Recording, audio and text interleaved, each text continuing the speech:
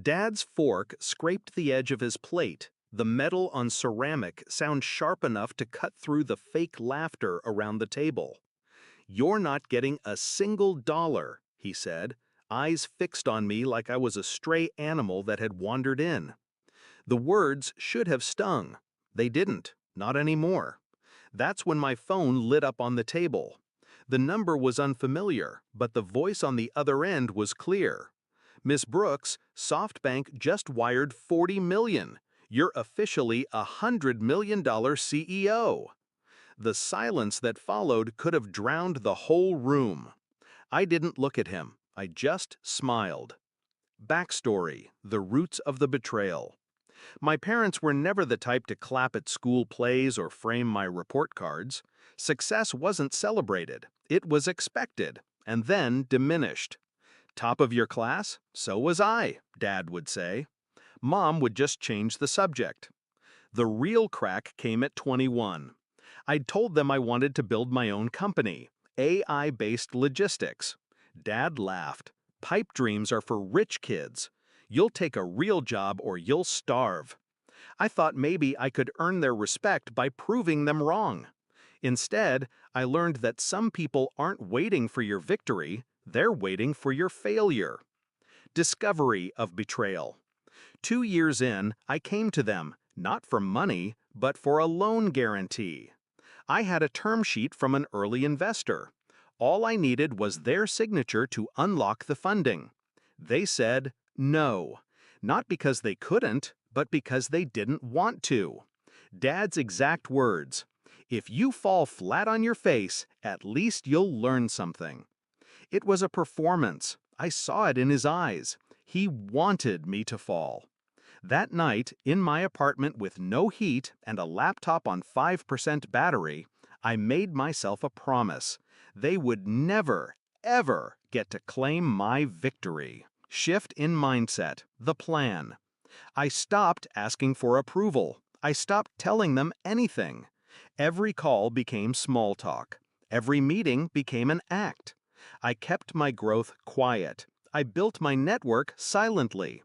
I learned to listen more than I spoke, to ask questions that revealed what people thought of me when I wasn't in the room. And my parents? They thought I was still struggling, probably one rent check away from moving back home. I let them believe it. Execution: the moves that changed everything. Step 1. Secure talent no one else could afford. I offered equity instead of cash. People laughed, but the ones who stayed became my inner circle. Step 2. Lock down patents before I even had a product.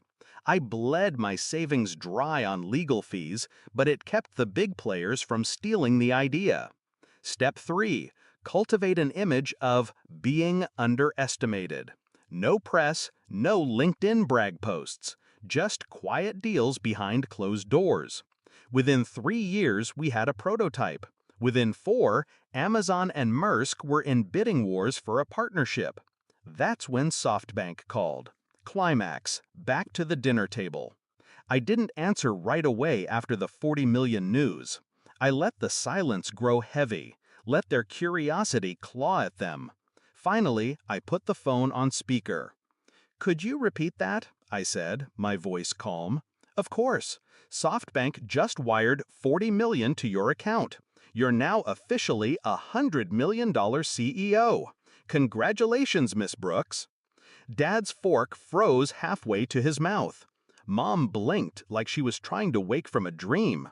I just nodded, said thank you, and ended the call. The confrontation. Dad cleared his throat.